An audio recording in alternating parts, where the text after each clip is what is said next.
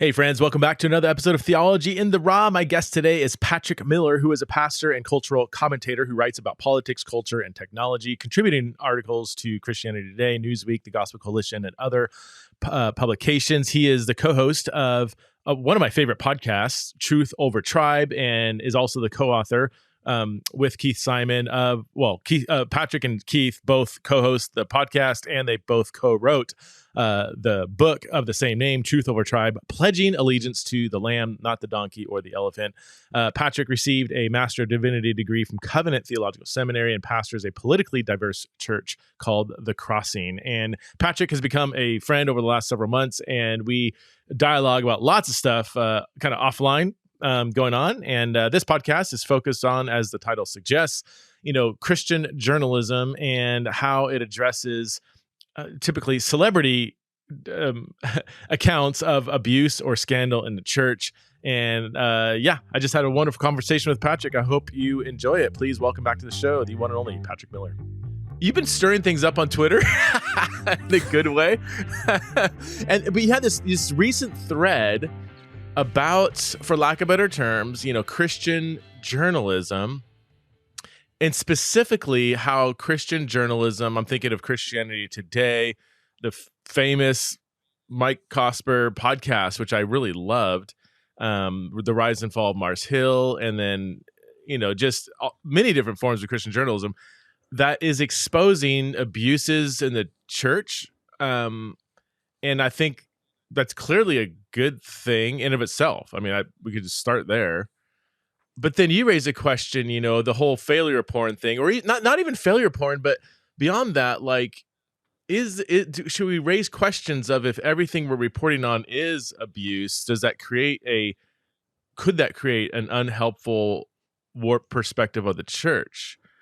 And I'm going to leave it at that. Can you summarize that Twitter thread, how that went? Because I know you got some positive and negative feedback. I thought it was a provocative, great question to ask. Some people didn't even like you asking the question. But yeah, I'll have you summarize kind of what the point you're getting at, and let us know how that went. Well, I mean, first of all, it is interesting. There are questions that I've discovered you're allowed to ask and questions that you're not allowed to ask on the internet. And as a rule, anything I write on Twitter that I don't want to go viral goes viral. And anything that I wish people would pay attention to and attend to, they will ignore. This Twitter thread was one of those things. In retrospect, if I could go back and maybe unwrite it and take it off the internet, I might. And it's only for this reason.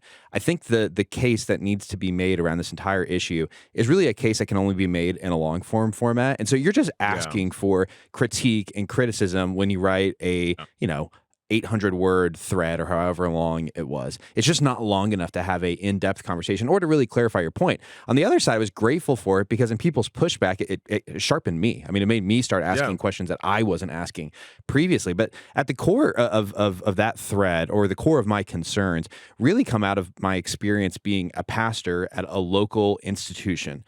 And it has to do with institutional thinking. And I realize it's not really popular to think about institutions. We're living in an age that's incredibly cynical about institutions, where we kind of a priori believe that maybe institutions should be burned down, that they are a problem, that they're guilty until proven innocent. And so that's where I'm coming from. I'm coming from this as an institution. I mean, it's interesting talking to you because, I mean, you're kind of an iconoclastic thinker. I mean, do you like institutions?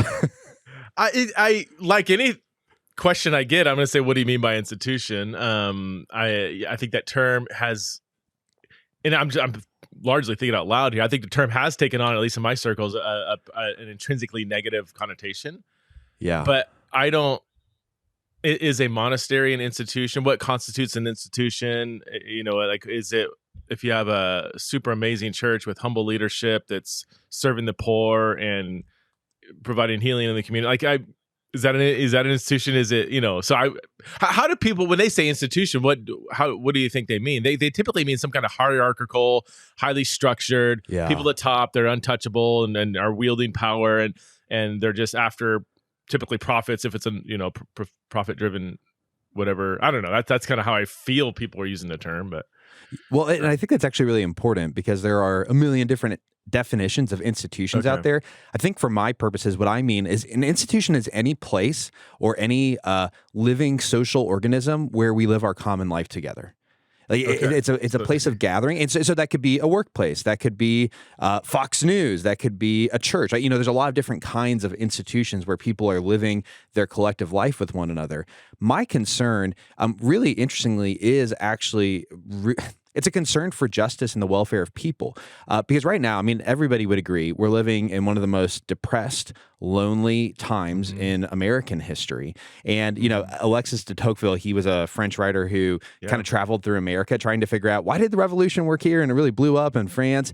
And the conclusion he comes to is that Americans have this kind of innate drive to collectively gather without actually a lot of hierarchy. You didn't need the local magistrate or the local church officials. We just have this knack for gathering together to do good. And why I care about institutions on a really fundamental level, there's been great research by Robert Putnam, Tim Carney, fantastic books, but they've shown that beyond a shadow of a doubt, communities where you have higher levels of charitable giving and more local middle institutions, that'd be things like churches, charities, Rotary clubs, HOAs, those are the kinds of things I'm talking about. Those are the communities where children are the most likely to rise out of poverty.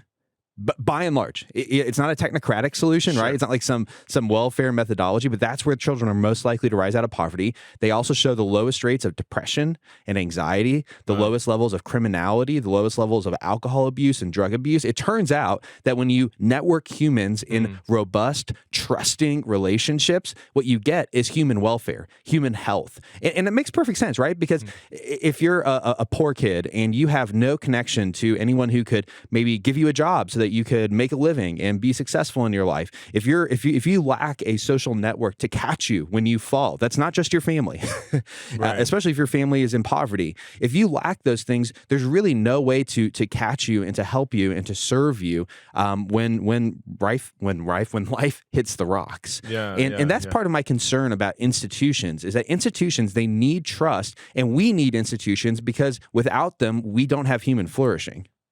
So that doesn't mean all institutions are good, by the way.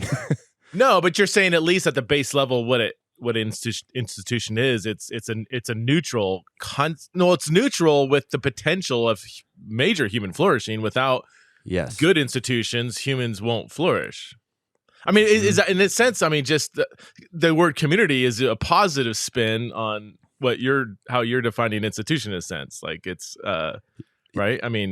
So a community could be just hanging out in the living room. That's not an institution, but it's more some kind of more organized community, for lack of a better term, or well, but think about what happens in your living room, or at least in my living room. I'll use my own house as an example. The people who are coming in and out of my house are largely people who I am networked with inside of a local institution. It might be people that I go to church with. It might be the people that my wife works with. It might be the people who are on the school board with me. It might be the people, there's lots of different places where I'm networked into relationships, and those are the natural places that come into my living room. So even my living room isn't divorced from this. You can even call the family itself an institution. Kind of the fundamental atomic building block of institutions. But again, this is why I care. We're in a small city, and one of my favorite things about our church is if you're a refugee, if you're a ex-con who's just going on to parole or just leaving prison, if you're a single mom, if you're homeless and you're looking for services, you're looking for help, you're looking to figure out how do I take my next step in life and not kind of be stuck in place where I'm at, there's a good chance the first person you will meet in any of those groups is going to be someone from our church.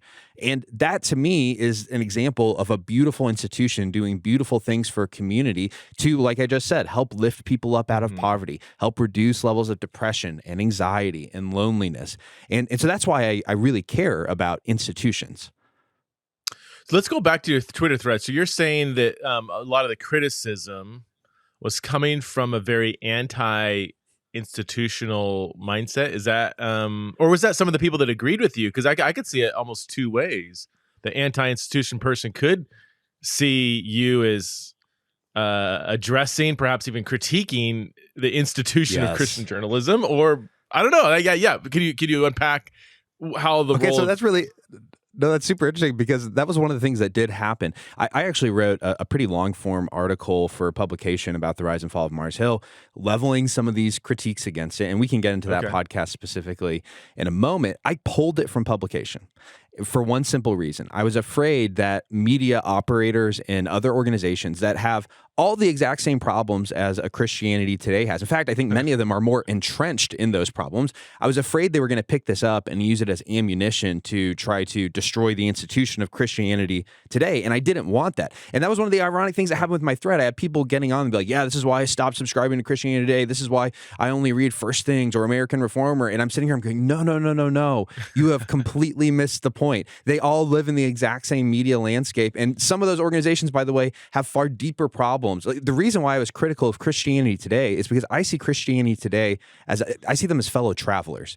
Like I think kind of smack in the middle of the kind of person that Christianity Today wants to reach. And I think it's a august institution with a long history, not a perfect history like any institution, that I want to see flourish and do well, partially because I think it's kind of like the New York Times of Christianity. It's the news magazine of record. It's the news magazine that is presenting kind of the official picture of what is the church today, especially in the United States and especially for evangelicalism. And so I was writing as a friend, not so much as a foe. And so you're right. Like, some people took this as an anti-institutional attack, and that's not what I was trying to do. But on the flip side, there were others who are very skeptical and cynical about institutions. And to me, that almost doesn't need to be explored because we are living in quite possibly the most anti-institutional era of human history. Again, I already said it. Like, we are, if you're an institutional leader, especially if you're a church leader, like at this point, everybody's wondering, like, where's the Mark Driscoll behind your eyes ready to punch out and attack me? You know, you have to be proven innocent. I mean, you have to be proven that you're not guilty before I can assume your innocence. Now, I'm going to try to play devil's advocate.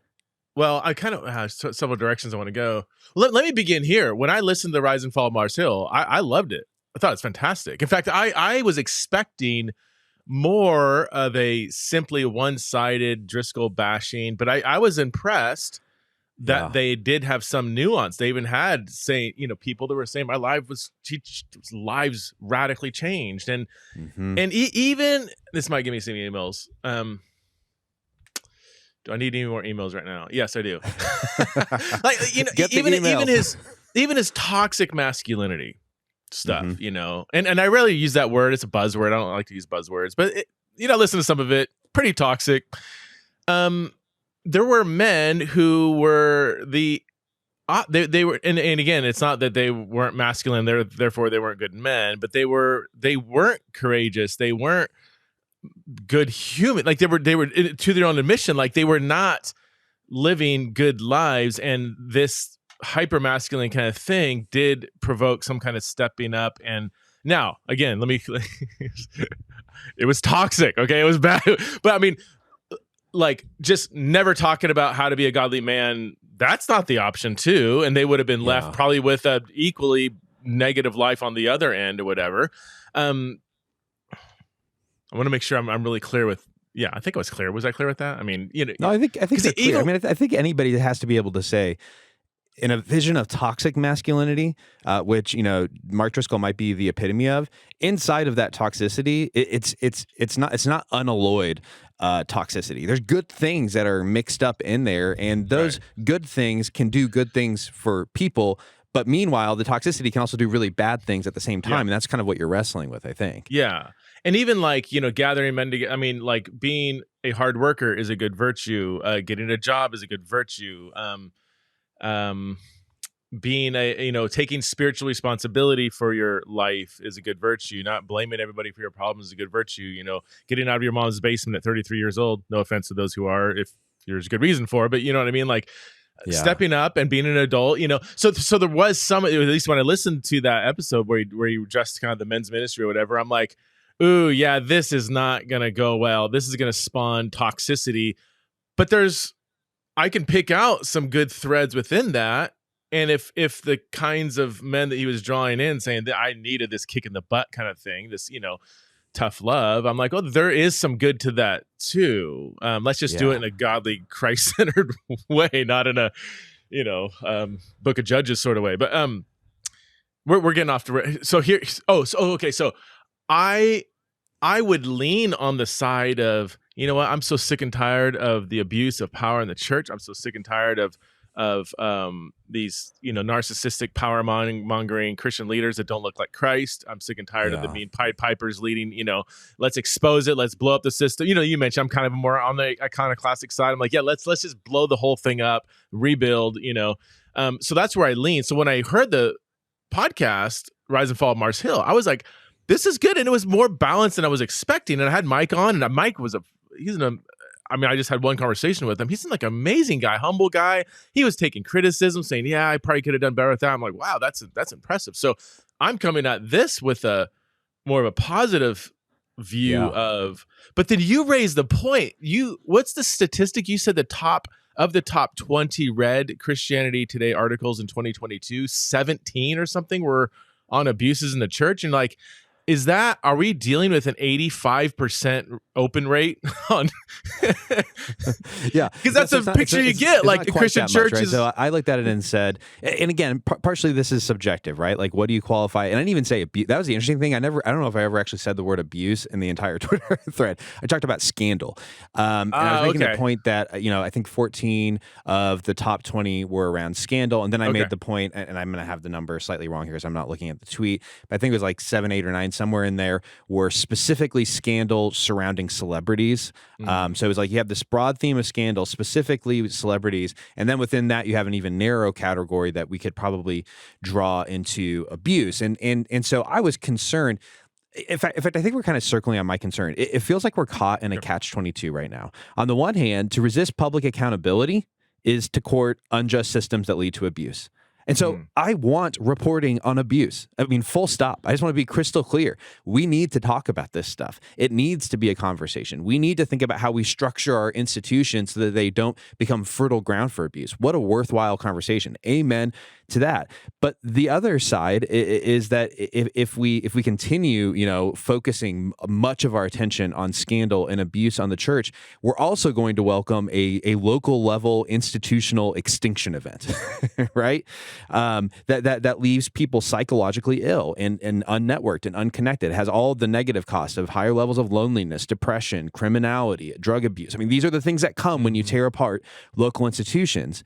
And so the problem is that the incentive structures for local institutions and for these big media organizations, they're diametrically opposed to one another. Not intentionally. I'm not saying that they are, big media orgs are against them. What I mean is if you're a big media org, what do you need to survive? You need a captivated audience, not just so that you can sell them ads, but so that you can sell them subscriptions, because you need revenue. And I'm not wronging that. There's nothing wrong here. But beyond that, you also need clicks, right? Because when people click to your page, they can see advertisements. And again, to have an engaged audience that wants to continue to pay their subscription fee, you have to give them content that they want. And so they have a vested interest in giving a anti-institutional age more anti-institutional content, because that's the thing that floats their boat. What do institutions need to survive? They need trust. There's nothing more that we need. We just need trust. And so when you have big media organizations that need clicks, which they get by tearing down trust, and you've got local institutions that need trust to exist, you can begin to understand why the incentive structures for both begin to collide at times and create this catch-22. And I don't have a way out of it, again, because like I just said, I want abuse coverage, and yet I also understand that if we destroy our local institutions, there's a big cost. And I talked to so many pastors who, here's the interesting thing. I loved The Rise and Fall of Mars Hill when it came out. I was all about it, and I had a lot of friends who were really critical of it, and I was actually pretty quick to defend it. I was like, no, we need to talk about this stuff. This is going to be healthy and good for the church. My attitude towards that podcast began to change in the aftermath. It was kind of the blowback where I started having people come up to me and they were asking me questions as though I was Mark Driscoll. And I'm sitting here thinking, I'm like, whoa, wait a second. Why am I holding the baggage for a guy whose ministry was 10 years ago, who lived across the country, who has nothing to do with me? Why am I doing that? And it began to make me feel like the podcast was kind of a strip mining, and this is an exaggeration, but it was a strip mining operation, right? It's like they came in, they ripped the surface off, they ripped all the minerals out, and they got what they needed, which was clicks and views. And I mean, this isn't wrong, just a fact. 20 million downloads in the first 6 months of that podcast, 10 million viewers. And it's still on Apple's top podcast charts. In fact, if you go to Christianity Today's marketing website, let's say you want to, buy ads from or sell I guess they're selling the ads. So you're buying the ads on Christianity Today. The Rise and Fall of Mars Hill is the marquee. You've got the top marquee, and underneath that is buy ads on the Rise and Fall of Mars Hill. So it's still doing really, really well, right? And again, I don't have any problem with that, right? They need revenue. There's nothing nefarious. And I know some people are going to think any money making is wrong, and I think that's ridiculous. That's outlandish. But you're beginning to see the problem that I'm running into, because now what am I left with? I'm left with an abandoned strip mine. Everything is eroded. Everything is ugly. Everything's an eyesore. And so the people who listen to this podcast, they hear what happened at Mars Hill, and they come to our church, and again, I talk to lots of pastors, other churches, and they just assume this is another Mars Hill. And so now all of a sudden I have to lead an institution that looks like a strip mine, that's eroded, that's an eyesore, with people who don't trust me. And I think that's really corrosive to local trust. And that's my main concern, is if you paint a picture of the church, which is even 50% scandal, scandal, scandal, scandal, scandal, you can inadvertently, not intentionally, you can create mistrust inside of the local church. And the person who wins in that situation is the media org. The people who lose is everybody who lives and has their being in these local institutions, which now they feel like they can't trust, or they might disengage from, or they might leave. I mean, that's the cost that I'm talking about. There's so much here. I do want to linger on the financial structure. You used a phrase, are we, oh, I can't even read my own handwriting. I write like a third grader.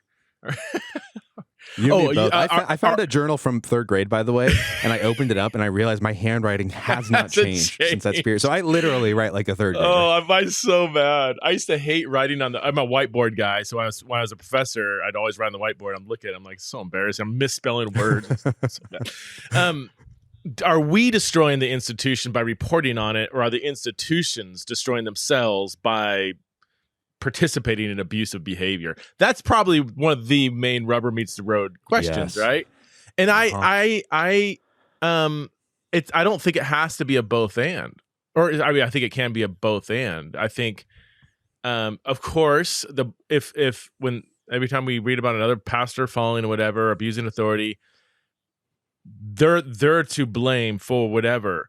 But if we spent the whole year talking about that and not the thousands of other faithful pastors who are literally have given their life to ministry, who have, wake up every day, pray for their congregation for an hour, are visiting people in the hospital, and if we never report on that, if we only expose the abuse, that is creating, I would say, for the most part, an unintentional, but it is creating a narrative that you're saying does lead to maybe unhealthy forms of skepticism against the institution of the church.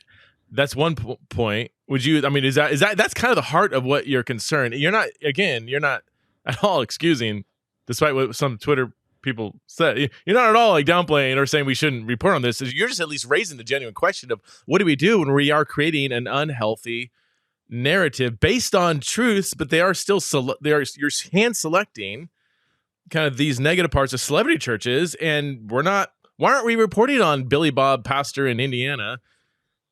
There's actually probably a few Billy Bob pastors who's been faithful for 70 years in ministry, or maybe that's 50 years in ministry, who didn't sleep around, didn't abuse authority, who just loved on people, did it with that for no celebrity status, the Eugene Petersons that didn't happen to write the message or a book and just kept doing that kind of ministry in the context of a local church, Yeah, you're making me think early on during COVID, there were some studies that were done to see people's perception of how many people were dying from COVID.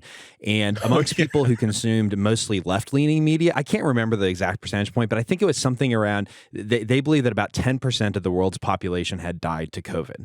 Yeah. And these are smart, intelligent, college-educated people, right? And so how did they come to that conclusion? Well, it wasn't because a news report out there said 10% of the world has died from COVID. It was because they were seeing so much reporting about COVID deaths that it gave them the impression that people were literally dying everywhere. And that's part of my concern in the midst of this is, yes, let's talk about abuse in the church. Yes, let's work on restructuring. But how bad of a problem is this really? And if I can pull on a thread here, one of the interesting things that we also have to ask is is the simple question. When you look at these top articles, the vast majority are about celebrities. And I just have to say, celebrity churches are entirely different from normal churches in about every imaginable way. The best celebrity churches, they try to model themselves like non-celebrity churches. Yeah. And that really matters, right? Because even with like the Mark Driscoll thing, I'm like, yes, this is great. If you're listening to the podcast and you're a pastor and you're saying, hey, where's the Mark Driscoll inside of me? And you're self-reflecting and you're thinking, okay, how can I change? How can I be transformed by listening to this? Wow, what a wonderful use of that podcast. But on the other side, you're not going to learn a ton because you don't have a media empire. You don't have a church of 10,000 plus people. You don't have an elder board that's professionalized and whose job is to kind of keep you in the public eye. And so there's things you can learn from it, but in terms of like your local church of, 200-300 people that you're pastoring, it's so radically different that even the lessons you draw may not be totally applicable to your situation. And again, this is why it concerns me, because it comes down to the question of, even in our abuse reporting, we're fixated on celebrities. The things that are most newsworthy to us today aren't the abuse that happened at the little 300-person church. And I might actually, by the way, learn something from the abuse that happened at that little 300-person church, because my church is closer to that church than it is to Mark Driscoll's church. We're not hearing those stories because the ones that get clicks, the ones that get attention are these celebrity narratives. And again, if you look through those top articles, not all of them, but a good portion of them center around celebrities. Why, and that would you bring it back to the financial structure that you need clicks to make money, which I want to just leave that as a neutral observation. I mean, I personally have some serious questions about, let's just say that's just, it is what it is. You need clicks to financially keep, and I don't want to keep picking on CT, but for example, they need people to buy their magazine, right? They sell, I've advertised on CT and you pay a buttload of money to put a little ad in their newsletter. Why? Because they have hundreds of thousands of people in the newsletter. It is what it is. So, I mean, but I do want to raise a question of like, what are people wanting to click on? And don't we know from, there's been studies on this, right? You're the expert in this area, like that things like anger and outrage, like that is a major motivation for people to click and keep clicking and get sucked into the vortex of whatever media outlet that they're playing with. Has that been shown by the data? I mean, oh, yeah. Well, okay, so here's an interesting example, nothing to do with Christian media. The New York Times actually has an internal organization whose job it is to use surveys and some other things to, over time, determine the emotional reaction that different news stories will elicit in people. They then, so maybe this is going to make you happy or sad or angry or cynical, whatever the feeling is.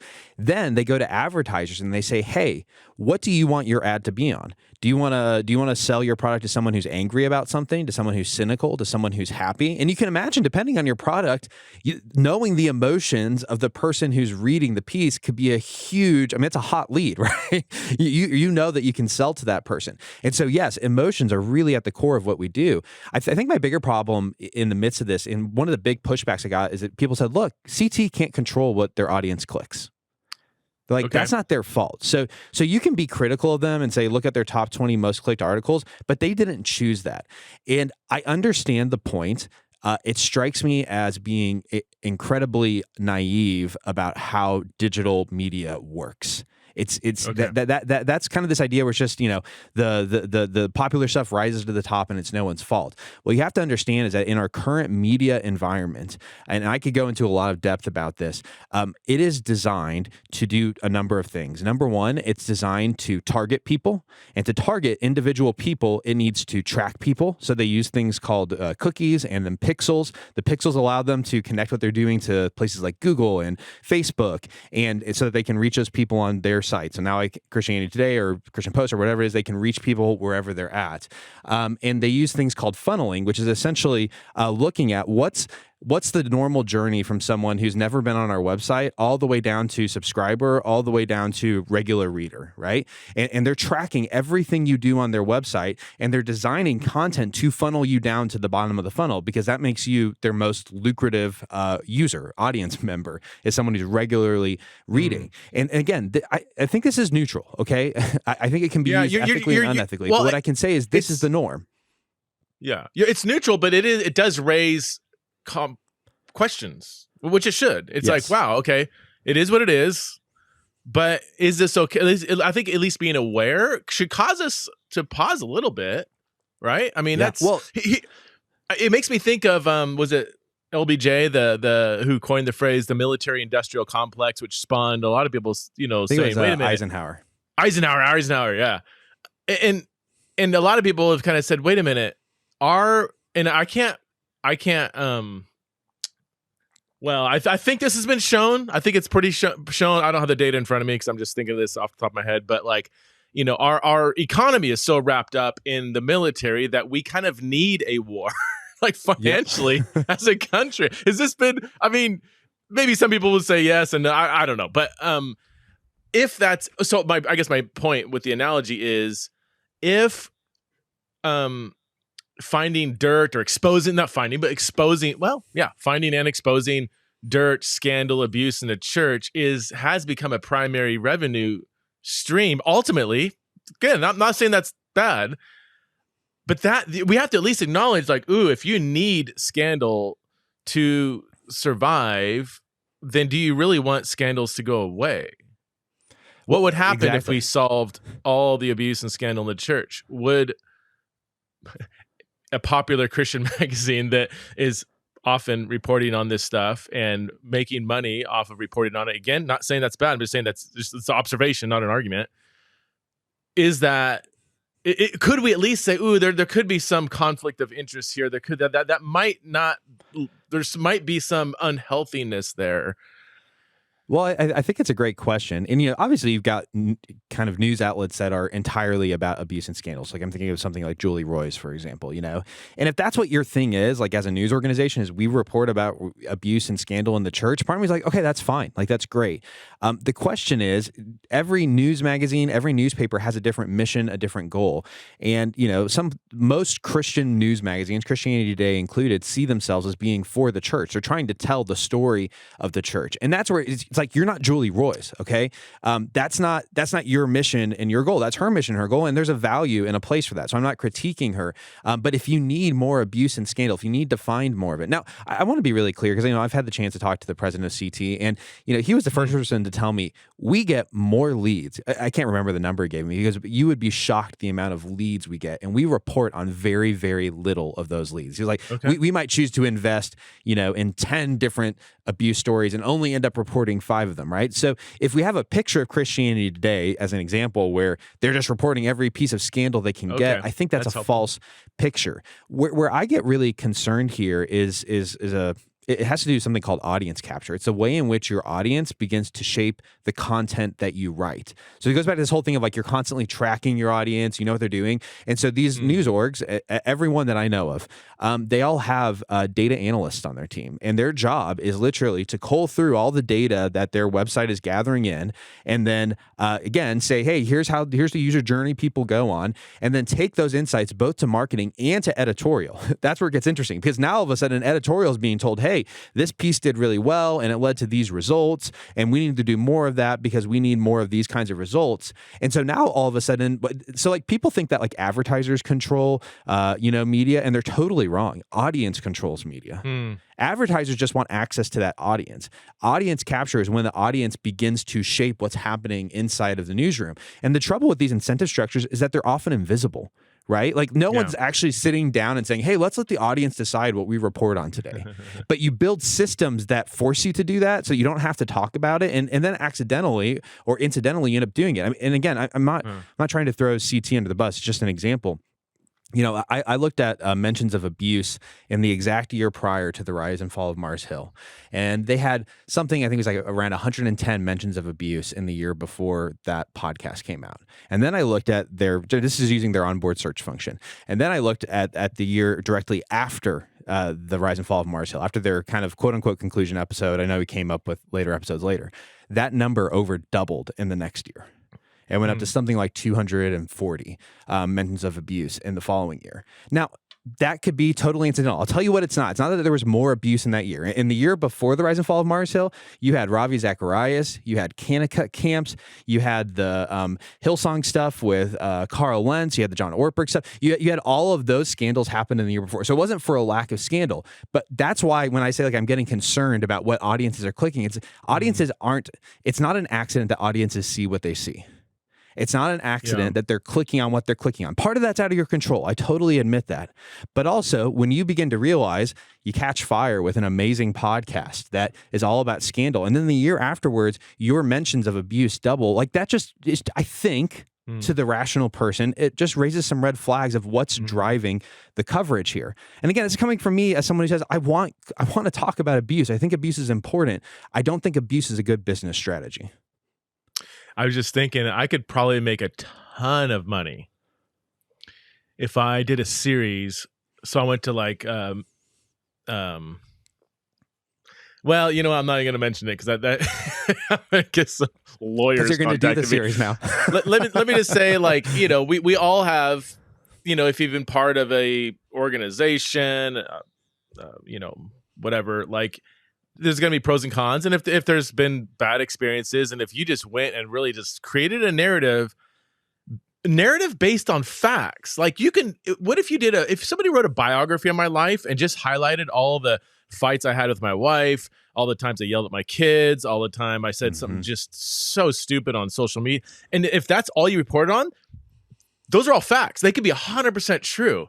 But if that's what you highlighted only, I would be a monster. And maybe I am. I don't, you know, but like that's this tension of like, you can create something that's factually true, but then create a narrative that is completely or largely one-sided would even be a minor way of putting it. Like you created another person or another instant, you know, that it's actually not factually true, even though you report on facts because you're so selective in what you're reporting on. Is that true? I'm kind of thinking out loud here, but I mean, is that something that journalists it's well known in journalism? I mean, I don't know.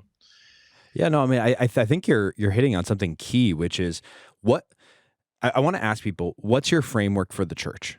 Like, how do you think about the institution of the church? And if the lens through which you look at all church activity is abuse and scandal, like you're kind of coming in with where's the abuse happening? Is this relationship manipulative?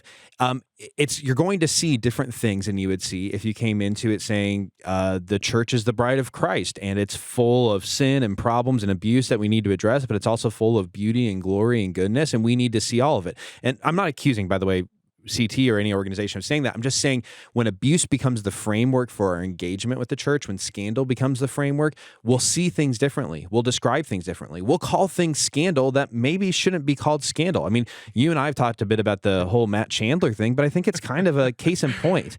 Again, I don't know Matt, and so I have really no interest in saying like, hey, this is what I think about the issue because I wasn't there.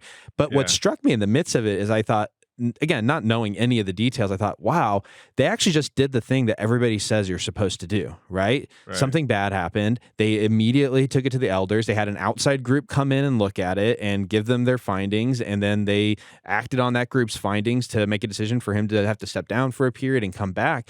And so I'm looking at that saying, well, I mean, isn't this what everybody wanted? And yet it's, I think, the number 2, scandal story or number 3 scandal story on a major Christian news magazine. And I'm sitting here thinking like, well, where's the positive story of like, hey, here were some good things that they did. And again, people are going to get on me and think, oh, now you're defending this guy. I'm like, I don't even know this guy. I'm just observing. Okay. Well, I've already said too much publicly about that, but yeah, that even in the montage of, I think it was on your Twitter feed. It was like a montage of like CT articles. Yeah, he's in the montage. See, I saw that. I'm like, okay, already I'm like, you have like this pastor raped, this whatever, and this person toxic, and this person narcissistic, and this, and then Matt Chandler, and then like, whoa, hold the phone. Are we just lumping all these together? First of all, that's just lazy journalism, and it's actually, I mean, I would say, I mean, I've privy to more information than some people may have. They're just dishonest and unchristian. If they, and I don't want to go into details about that, but I mean, that's just like, at least do a little more actual journalism and investigation into the things you're just kind of like lumping together. And yeah, well, I think the challenge for journalists, I mean, my guess is that the Village wasn't going to go and talk to people in journalism. Again, this is part of living in an anti-institutional age. If you are an institution and you're caught in a situation like this, you really don't have a lot of choices, about what you're going to say publicly, because again, you're already guilty until proven innocent. And chances are you can't prove your innocence because you need to probably protect the identity of other people involved. This is part of institutional life. And again, I'm trying to state the catch-22 here. Yeah. One institution needs clicks, and in an anti-institutional age where the audience captures the media, the thing that gets clicks is going to be scandal. That's just what we want. We want more scandal. It goes to the whole, failure reporting thing. That's what people want. And so that's what we end up giving them, whether or not we're intending to give it to them. But the catch-22 is that the local churches, I'm not talking about Matt Chandler, just the local churches that are healthy and normal. And of course, they have bad things happen. Bad things happen in every place. But I'm just saying normal, healthy churches, they end up holding the baggage for these celebrities or for these other denominations or whatever, that they have nothing to do with. And you know how hard it is to prove a negative? Like if someone comes into my office and says, like, prove to me you're not a bully. How do you do that? I mean, we're laughing, but it's actually really hard to prove. And I talk to so many pastors, like, I feel like I'm trying to prove to everyone that I'm not, a big jerk all the time. And I can't, because you can't prove a negative. Like it's just like, well, have you spent time with me? Like, and that's what I always say, like, well, have you ever seen me be a jerk? Like, do I do jerkish things? Or something I need to repent of? No, it's just, you never know what happens behind closed doors. Like with Mark Driscoll, a lot of this stuff was secret. And I'm like, I'm not Mark Driscoll. I don't know what to tell you, but that's not me, And if it is me, like tell me and bring it to the light and let's confess and let's deal with it there. But I'm not that guy. Hey friends, Preston here.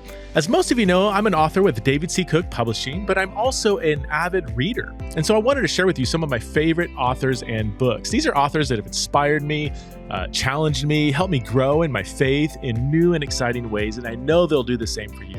If you want to find out more, go to davidccook.org/theology in the raw. That's davidccook.org/theology in the raw. I can't wait to hear what you think.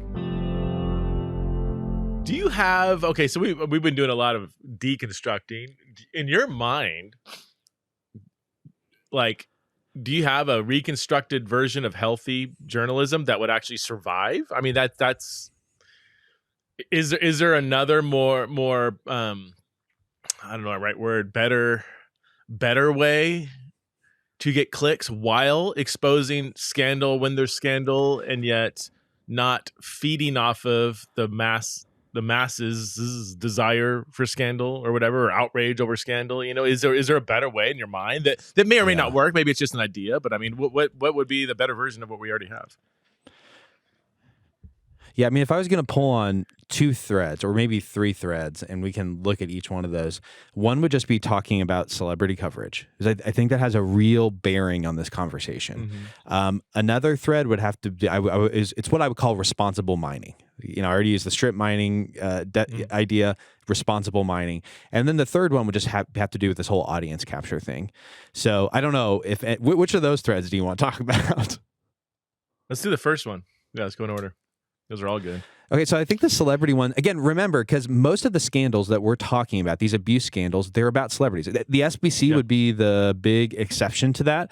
And that's something that I definitely want reported on. I want talked about. That's actually something churches really can learn from. I read through a lot of those documents from the SBC. I learned a lot from them. So I'm like clapping my hands. This is fantastic. Now, CT didn't really break that story. It was actually the Houston Chronicle several years ago that broke it. So we're not necessarily breaking new coverage. That's a great example, but see, it's not celebrity focused. I mean, there's celebrities involved because it's the SBC, but it's not celebrity focused.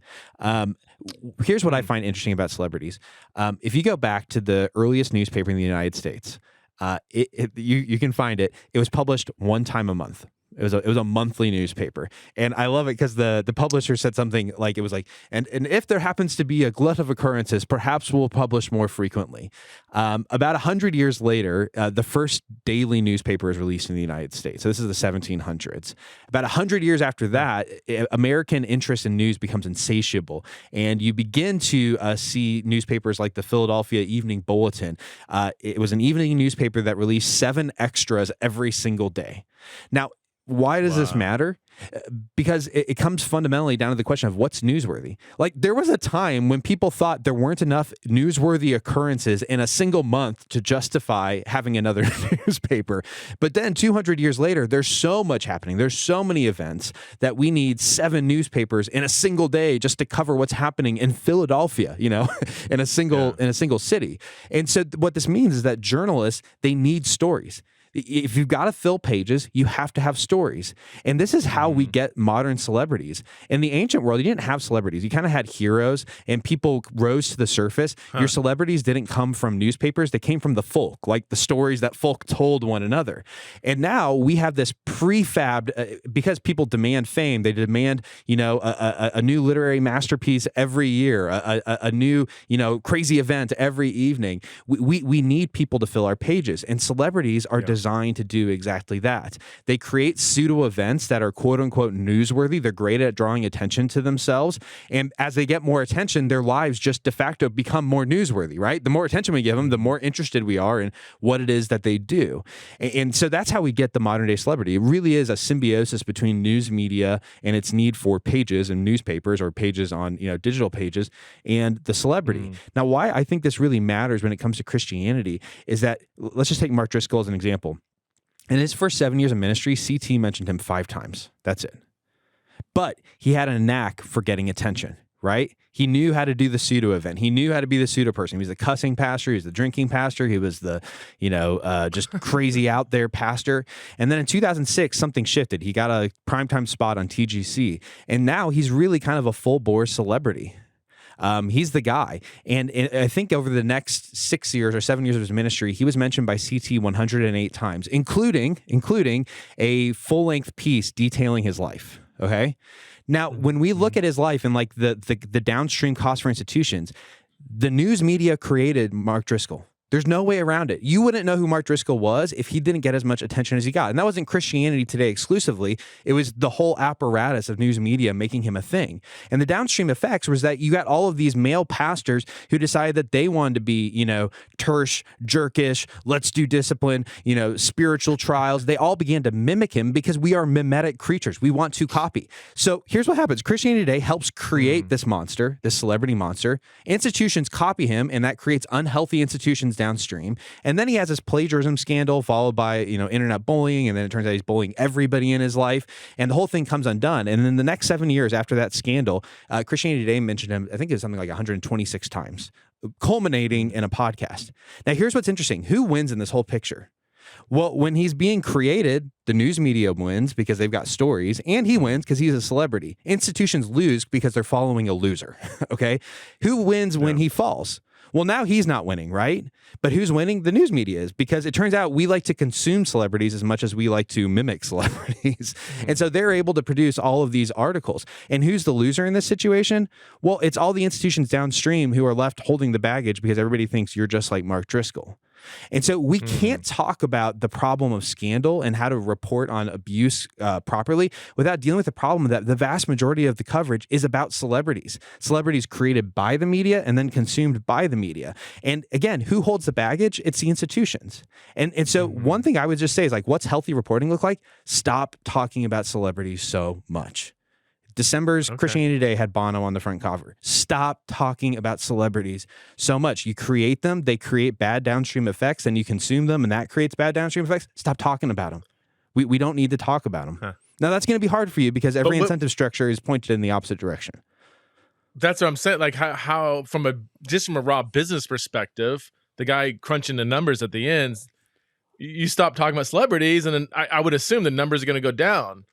And then people at the top of it, hey, all right, we need to let's do something different. And so again, I think there's potentially deeper roots there, and maybe some of the roots are let me refer to them as potential celebrity churches choosing not to become a celebrity church. I've got a friend of mine. Many of you probably won't even know who he is. Britt Merrick, son of Al Merrick, one of the most world-renowned surfboard shapers. Merrick surfboards are, global. When I went to Tahiti, they the fact that I knew the son of Al Merrick, they were like, I was like, they were blown away. Anyway, he was his son, Britt Merrick. do you even know who Britt Merrick is? Do you know that name? No, probably not. Okay, yeah. So he was a pastor for about 20 years out in the Santa Barbara Carpinteria area. A vibrant multi-site church doing crazy good work. Like one of those guys, solid in the gospel, amazing preacher, wrote some books. Just so well-rounded, reaching people, aware of the culture, but like still solid in the gospel kind of person, But he chose, he had, they would podcast their sermons. I'm pretty sure this is still true. Like they chose to not publicize their sermons after like early on. They did for a little bit, and then they just said, you know what? Interesting. We want to focus on our church. And he could have become a national kind of figure. I mean, he had those kind of gifts, and he chose to not. First of all, he's just like he just doesn't care about that stuff. He's kind of anti, and so he deliberately went against that. Now, some people, here's the big pushback to that. It's like, wait, if he's speaking truth, get it out there, right? I wonder if we should at least raise questions about that. And here I am on a podcast where the whole design is to reach people, right? But I wonder if local churches should at least be sensitive to, are we doing things that could be fueled by really good motives, but could be feeding a celebrity culture that is leading to some of the problems we're creating? I don't have the answer. I don't know what the other option is or whatever. Like, I don't think I want to say all churches take your stuff down offline. People get saved all over the place by listening to sermons online, Have you thought about that? I mean, is there when Driscoll was being created? Great. When Driscoll was being created by CT, he's not saying, no, don't report on me. I mean, that's a bad case because he obviously wanted all that, but I don't know. Yeah. No, I think of course there's an institutional responsibility to say, hey, what's the job of our local pastor, and what do we want him to be doing or not doing? And to me though, and I could be wrong, I think that kind of gets the responsibility upside down, right? Because like your buddy, he doesn't have the power to make himself a celebrity. Yeah, he could put his sermons up and maybe that would just be the thing that launches him into the stratosphere. But the only way you become a celebrity is someone has to pay attention to you. Someone has to write about you. Someone has to give you a platform and a place to speak. And again, I want to be really clear. I don't think all Christian celebrities are bad. I just don't think we maybe need as many as we do. And I actually think the rise and fall of Mars Hill illustrates we got to be really careful about the time at which in someone's life they become famous, because it can be really toxic for them internally. Like those are all really valid questions. But I've kind of moved towards this model of thinking the church would be a lot healthier if we just had, I call them middle class creators. If we just had a lot of like middle tier, like they're known in their little circle, but no one else knows who they are, right? It's like, yeah, in their little circle, people know who they are and they're having an interesting conversation, but they're not a nationwide name. They're not someone that everybody knows. And again, to Christianity Today's credit, I do think they have made an active effort to reduce the amount of celebrity coverage that they're doing. And I think that's largely from, their own reflections on these issues. And I do think that they're trying to create platforms for people who are kind of in that middle class category of, you're not super well known, but you have wisdom and helpful thoughts. And that's why I don't want to get rid of celebrities. Like, I wouldn't be who I am without Tim Keller. His work has been so influential on me personally. And I don't want to get up here and say, gosh, get rid of Tim Keller because he made things awful for me. I just want to say that we need to have a tempered approach to celebrities and understanding that the people who make celebrities really, it's not even the folk. It's not the church. It's the news. That's the place where celebrities get made. Okay. So going back to my original question from 5 minutes ago, like what's the better model? We talked about you had a couple of points. What was the second one that you touched on?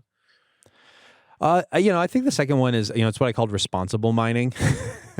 Like strip mining is kind of, you come in, you rip the surface off, you get everything you can, and then you just leave behind something eroded and ugly. Responsible mining is you go into the mountain, and I'm not a miner, so sorry to all the miners out there, and this can be a terrible metaphor. You don't ruin the environment and the ecology around the mine. Okay. Right? You go into one spot where the minerals are, and you take them. And so when I think about scandal and abuse reporting, I think it's really important to, one, make sure that you're making it clear, hey, this is in one place, in one time, and this is, one kind of singular issue that we're dealing with, and not making overwrought statements about this being pervasive in the church or, everywhere in the church, right? That's one thing. But the other thing is, this goes to like the don't rip off the surface. A lot of people have asked reporters and others at places like Christianity Today, hey, why don't you guys report more positive stories about the church? Right? Like, why don't you do it? Mm-hmm. And I just have to say, I am totally underwhelmed by the responses to those questions. I've heard responses that are along the lines of, well, churches in America have historically given too much authority to pastors. This is just their reckoning. They're going to kind of have to live with it. And I'm like, well, I'm not concerned about pastors. I'm concerned about people who can't trust their institutions, right? Like, or I've heard people say like, look, Jesus is the glorious one, so let's focus on him and we'll deal with our own sin. I'm like, well, yeah, I want to deal with our own sin, but like Jesus also loves the bride, and we need to tell beautiful, true stories about the bride. And if you want to have healthy institutions, you need to give models of healthy institutions in the public eye so that we know who to be like. Because again, we're mimetic creatures. We copy and we follow what other people do. And so part of the strip mining is like you can't, if all you do, if your primary focus on the church is negative, that's a huge problem. I mean, even looking at CT's top 10 stories that made them smile, I counted through them, and I think 3 of them mentioned the local church. Now, I don't expect all of them to mention the local church, but the majority really weren't about that. And so that's why I'm just saying, hey, you need to do both. If you're going to have a 20 million downloaded podcast in 6 months, like, where's the podcast that's telling a beautiful story of the church? Right? Like, you have this amazing gift, Mike Cosper, for telling stories.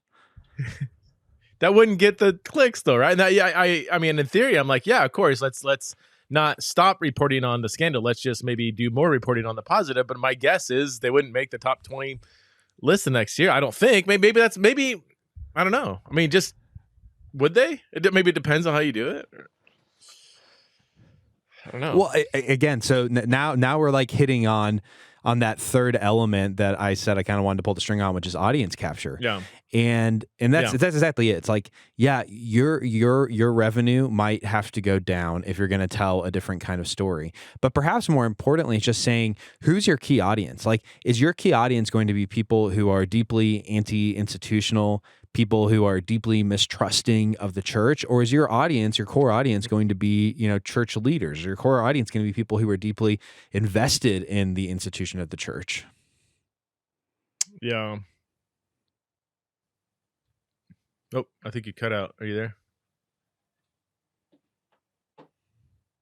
Well, are you there? Shoot. Had a little lag.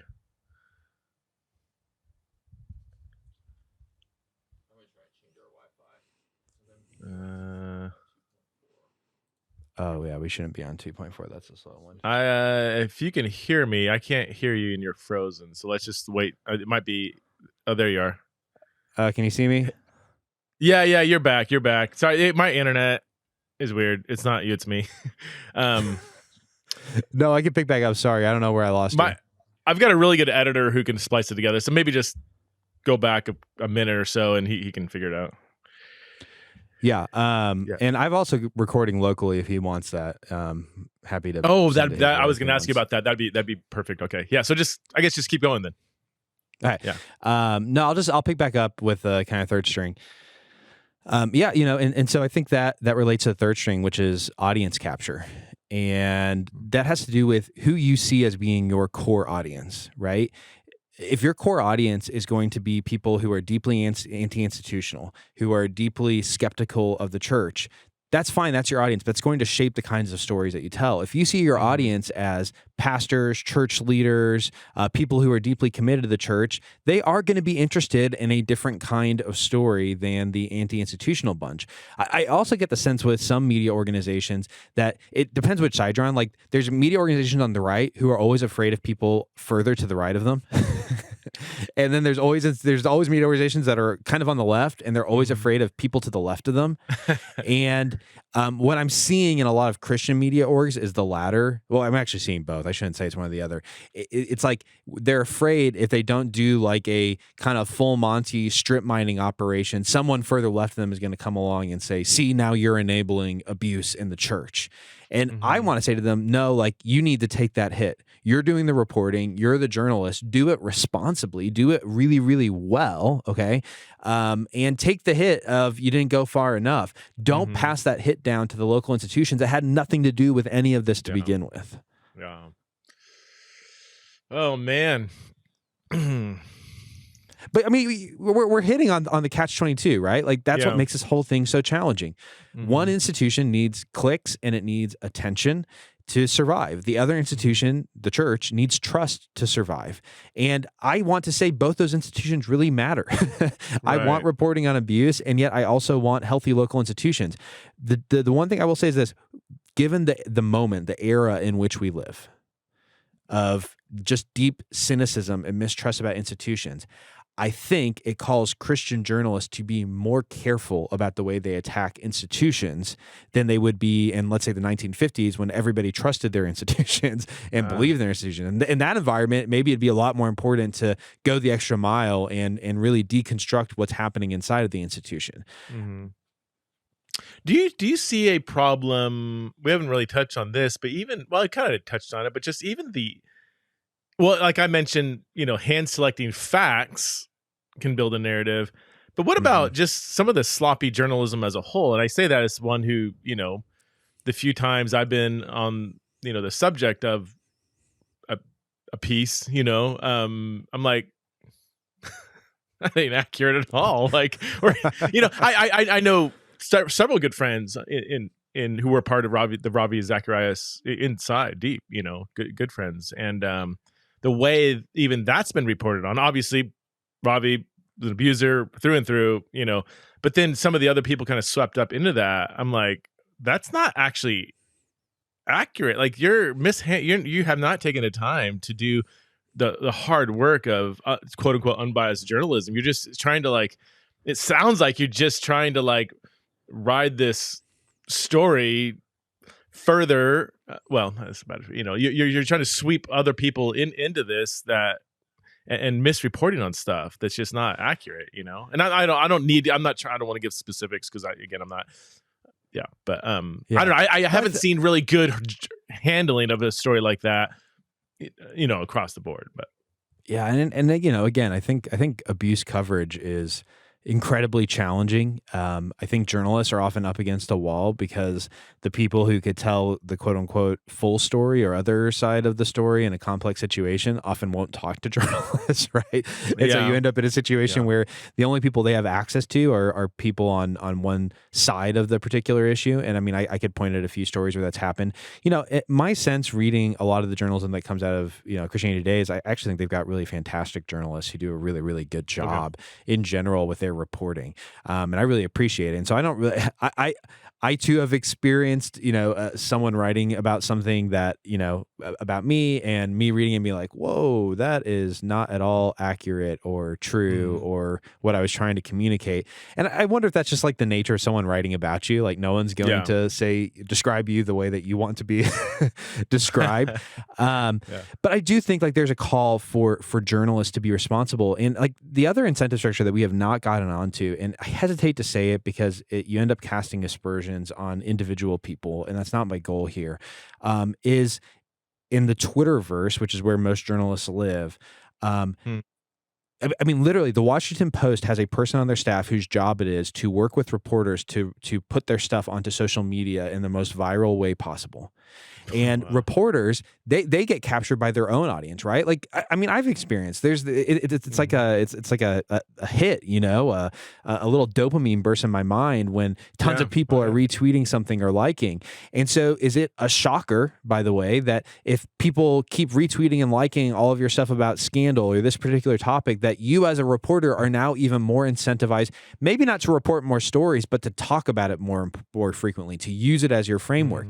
Again, I won't name names, but like I think of a reporter at a Christian news agency who I looked at, and I saw this happen. They didn't report much on abuse, and they did something that got, you know, a lot of hits and attention. And in the following year, their mentions of abuse doubled. Right now, I promise that wasn't conscious on their part, on that individual's part, but it's just a fact. Like, it did. And that's the hard part here is you as a journalist also are a person who probably, whether or not you want to admit it, wants some level of attention. And that's going to drive your coverage and your writing because you want to appeal to an audience who wants to share your stuff. And so again, like, I think for a newsroom, it'd be really important to have very frank trainings and conversations around audience capture, not just the way that the news magazine or the newspaper gets captured by the audience, but the way that individual reporters can get captured by their audience and become what their audience wants, as opposed to being interested in reporting on the truth. You know, so again, it's an interesting conversation to have. But it's a fact. Like, when you do one of these pieces or podcasts that does really well, I've looked again and again, because I'm just that kind of person, your Twitter followers explode. Your engagement gets huge, you know, and what comes downstream from that in the form of book deals or fame or notoriety or speaking engagements, that's not small. And you can't pretend like it doesn't affect you. You should just be frank and say, yeah, this was weird that my Twitter followers doubled and that I got all these speaking engagements and now I'm making more money than I've made before, you know, because I did this thing.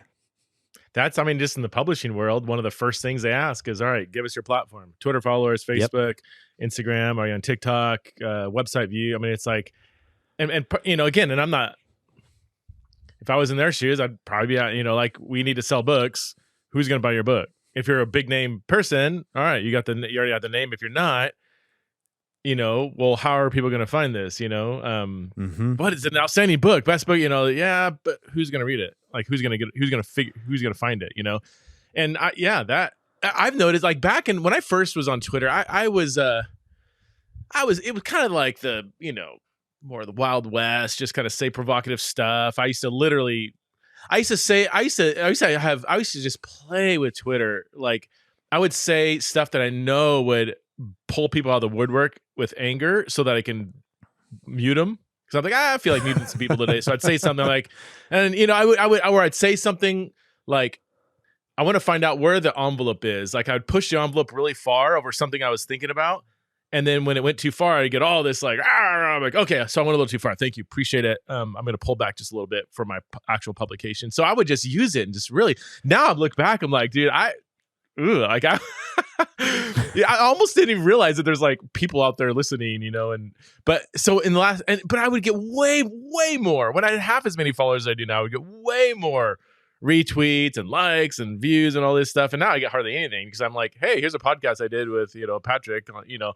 And it's when you're provocative, when you say things that make one side, that's another thing. If you play into the polarization, if I said something on Twitter that very clearly was an attack on the right, those to the right of me, whatever that even means. We get all kinds of more left-leaning, you know, like the mob, right? That would just love it, or vice versa, you know. I could do a tweet right now. I'd probably get thousands of likes and retweets because I know what's going to do that. I just don't do that anymore. First of all, because it's stupid, but it's, I also don't, like, to your point, like, I'm like, the whole thing's kind of rigged. This is me in my more cynical moments. This machine's rigged. Do I want to be another pawn in this rigged machine and play into that system that's been created, maybe unintentionally created, but I think there's some people behind the curtain pulling some strings too. And like, I don't want to, I don't know. I don't want to be a pawn in your money-making scheme too. It's kind of my attitude now. So I'm going to post vanilla stuff, you know, just to, and, you know, keep, you know, one thing I do on Instagram, I click on otter videos and, you know, just so my algorithms are all screwed up. Now I got like people on the black market trying to sell me otters, you know, but not really, it's a good joke, but you know, but I'm so averse to being used by some system that I don't like. That I don't know. No, I think Anyway. I think there's a lot of truth to that, and that's where I'm trying to be self-reflective.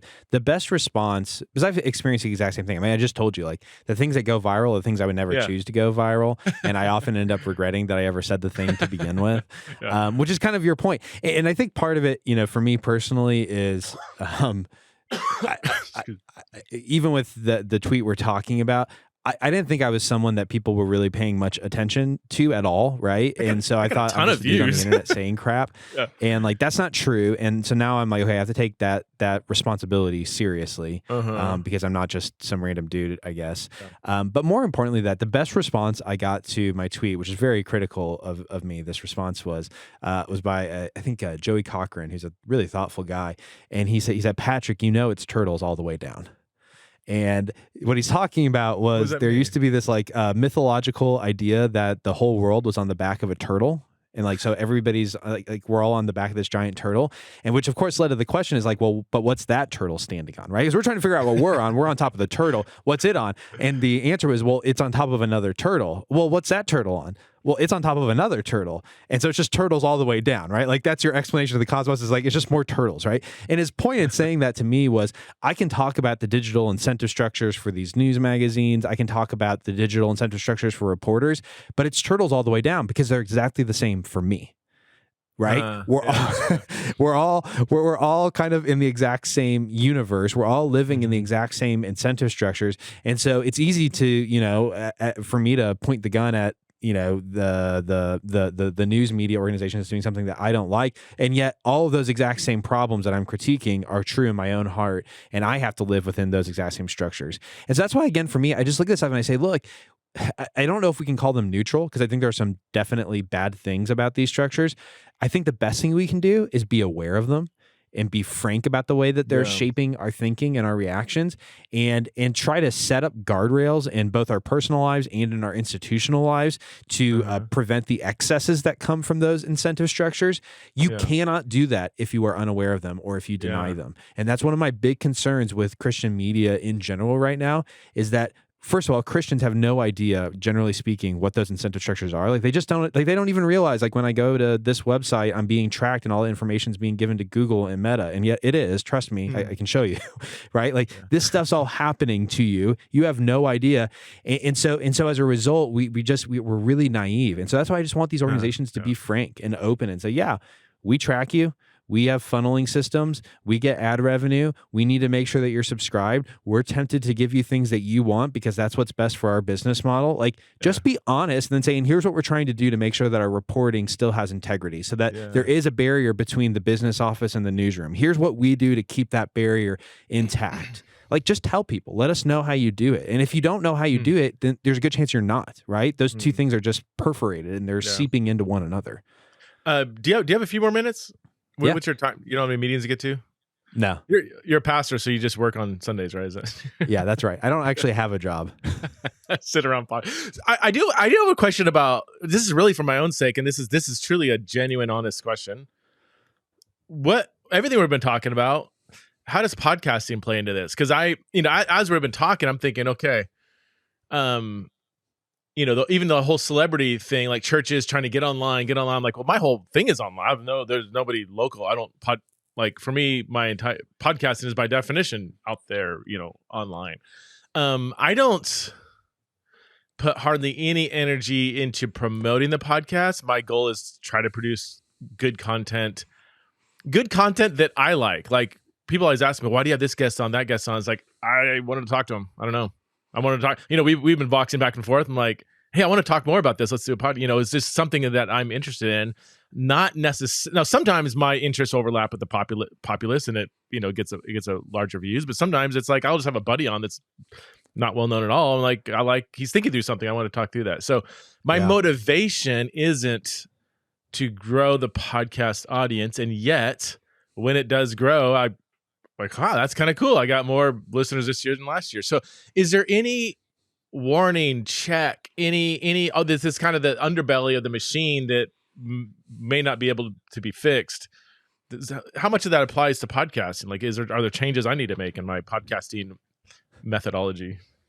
I mean, I think the key to me is that you're asking the question. Because again, we can't be self-reflective about it if we're denying it. Like if I'm sitting here with my podcast, Truth Over Tribe, saying, "Oh, I don't pay attention to how many people download our episodes. I don't pay attention to what does really well and what doesn't do well," I would be lying to you. Like that is just a straight up absolute lie. Of course I pay attention to that. And of course that influences decisions that we make about things that we want to talk about. Sometimes that's conscious. I think more often than not, it's subconscious, right? But if I deny it, then I'll never be aware of it and I can't resist it, and ask questions about why am I doing this. But I am curious. I mean, how long ago did you start Theology in the Raw? 2015.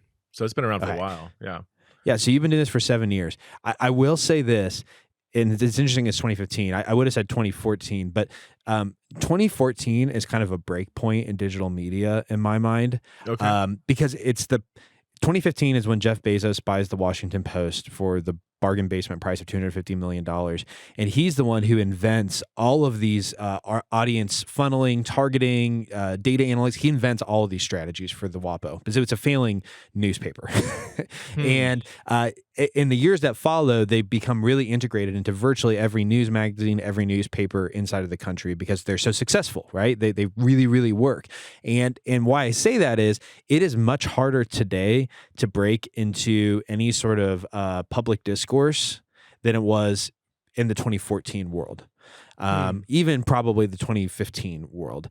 And so there's also like this whole other dynamic here where it's like you probably have some liberty to just be like, yeah, I don't really care what people are looking at and engaging with because people are already listening. They're already engaging. You started podcasting early enough that you're able to grow an audience. And there is like a flywheel point where it's like you don't have to put as much energy into keeping the thing going and growing and reaching people. And so, I think if you're just able to stay in that place of like, hey, I'm not going to put all this energy into promoting what I'm doing, I'm just going to let it grow organically, that's great. I think the bigger problem comes for people who are starting up podcasts or media things in the present, because the only way you're going to break into that conversation is by implementing some of the strategies that all of these organizations are using. Okay, yeah, that makes sense. Yeah. I still, no matter what your I get that and that can be difficult for people, especially if podcasting is so pervasive now. So everybody has a podcast, and it's hard to. And when I was doing it, there was like 10 of us, It's still, I don't know. Like I actually got this from Rob Bell. Focus on when you're trying to break into whatever. Like focus on just producing good content. Yes. Don't think so much about is this going to get views? Oh, this didn't get views. Like just produce good content and let it go where it may. And I know some people are like, I want to make a living off this and the money pieces, luckily for me, it's always been a side hobby. And so I didn't even start doing Patreon until it was my buddy, Evan Wickham, kind of for 6 months kept saying, you got to do Patreon. People want to people want to support what you're doing. Finally did that. So I didn't start even having any kind of revenue for probably until like, when did I start that? 2017, 2018. But I've always had kind of another full-time job. This has always been kind of a side hobby. And now it's become kind of integrated into my work week more kind of officially, but it's I think maybe that there's never been, I don't know. And I don't want to be self-deceptive, but my motivation is always like, I like having interesting conversations with people. And I think other people are hungering for that. That's kind of it. I don't know. Like that's the premise. That's the goal, the mission. I didn't even think about it. My mission until I think it's last year. I wrote my mission statement. Is that's engaging in theological and cultural issues by having curious conversations with a diverse range of thoughtful people. So I don't know. It's going to sound self-congratulatory, but I think that's. I think that's good. I think other people should do that. I think not having a platform building as the goal, but producing good content, whatever that might be, as the goal, and let the chips fall where it may. Again, I'm on the other. So mine's already grown quite a bit, so it's easy. Maybe people are like, "Well, you're already kind of there," so it's easy for you to say. Maybe that's true. I don't know, but you guys are. First of all, you guys are killing. I will say this in the intro that I haven't recorded yet, but.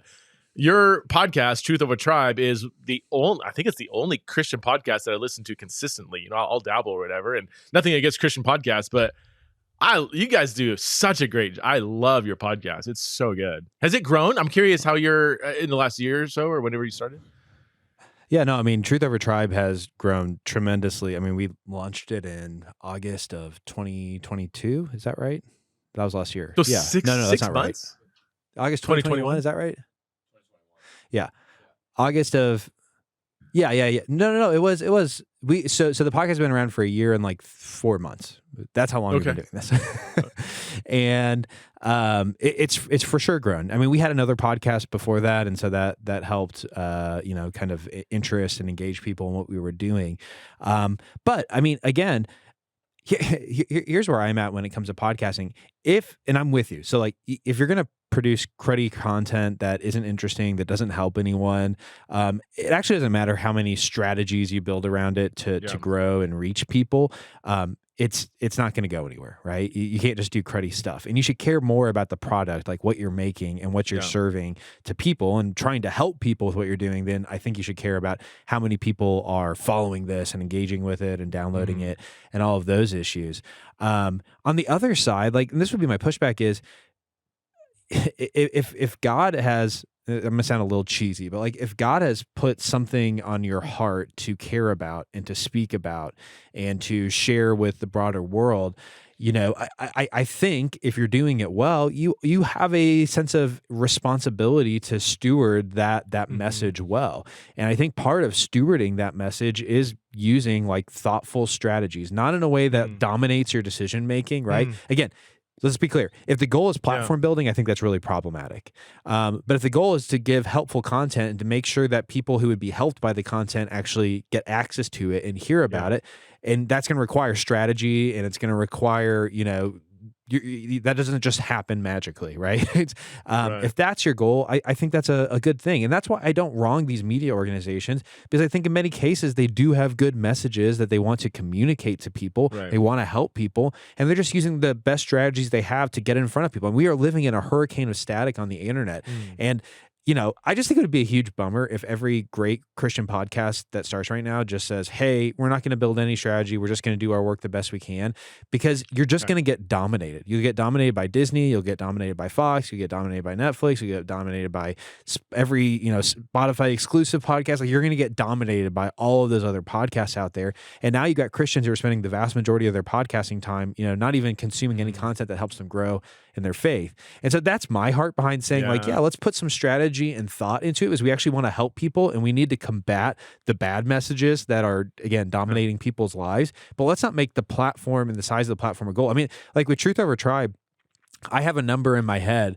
There's like, when we hit that number, it's my threshold where it's like, we're done doing any promoting. Like, it's over, right? It was like, we don't need to be any bigger than that. Like, we probably reached market penetration of the kinds of people that we're getting. And I'm like you, like, I'm privileged in the sense that I make no money off of Truth Over Tribe. It's not my day job, so to speak.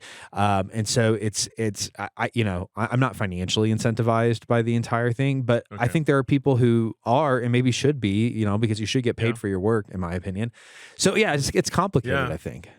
Well, yeah, I mean, mine is monetized now, and both through ads and Patreon.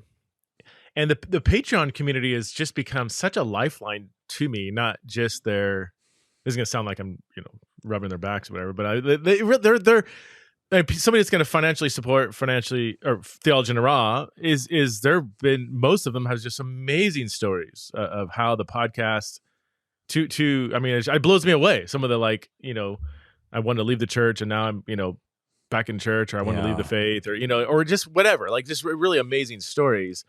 And here's where the possible problem is I could, now that I have supporters and deep invested followers, do I play into that audience almost, because I built a platform of just having a diverse range of honest conversations. You know what? Somebody's offended, change the channel, whatever. Now in the back of my mind, I could say, ooh, do I want to offend my Patreon audience? Or, ooh, this person might not like this. But the whole thing is like, no, I can't think like that, because the very thing that drew them to the podcast was, you know what? I'm going to have honest conversations, and not everybody's going to like it. So for the first time really in the last couple of years, I'm kind of like I do have to battle like audience capture, like making sure I don't do that, because that's the very thing to capture my audience in the first place.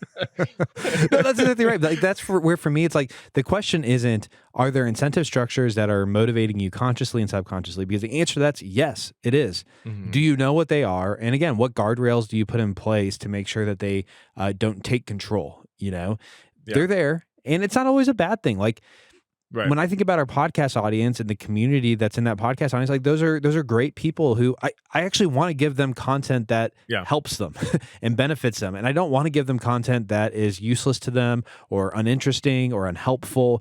And so paying attention to them can be a really healthy thing, right? Because if all I care about is the platform, I mean, yeah, I guess you could just say like what does the best and I'm going to go viral. But on the other side, if all you care about is the platform, like you don't care about those people listening as human beings who, again, you actually want to help. And so, you know, I wish there was a silver bullet on this stuff. I'm a huge fan of just being honest. And that's where I think so many people in media are just, they're terrified of what happens when people realize you're making money off this, you know, you're getting attention from this, you're getting all of these personal benefits. They don't want people to know that that's happening because, again, we live in a very cynical age and they think, gosh, if they found out, you know, what would the consequences be if they saw behind the curtain? And I'm just in a place now where I'm like, I will show you everything behind the curtain. And if that means you don't want to listen to me or engage with what I'm doing, great, that's fine. Like I'm totally okay with that. But if I don't do that, those things will control me because the minute you close the curtain, it's the wizard pulling the levers, right? Like, and I don't see him anymore and you don't see him anymore. And so now it's controlling me and it's controlling what we're doing on the podcast. So that's where, again, for me, it's just like, I think just being honest and transparent goes a long, long, long way towards righting some of the wrongs that can come from this stuff. Yeah, no, I fully agree. I do have another question, but I'll shoot you a Vox because it's I do got to run here. Dude, yeah. Thank you so much, man, for coming on the podcast short notice and engaging in this conversation. And again, my summary at the end of the day is everything we talked about. There's just good, honest, complex questions that should be asked as we move forward. And I think you do a great job at that. So thanks so much, man, for your podcast ministry, for your book, and for our ongoing Voxing offline conversations that are thoroughly enjoying to me. So thank you, Patrick. Yeah. Thanks for having me on. This is fantastic.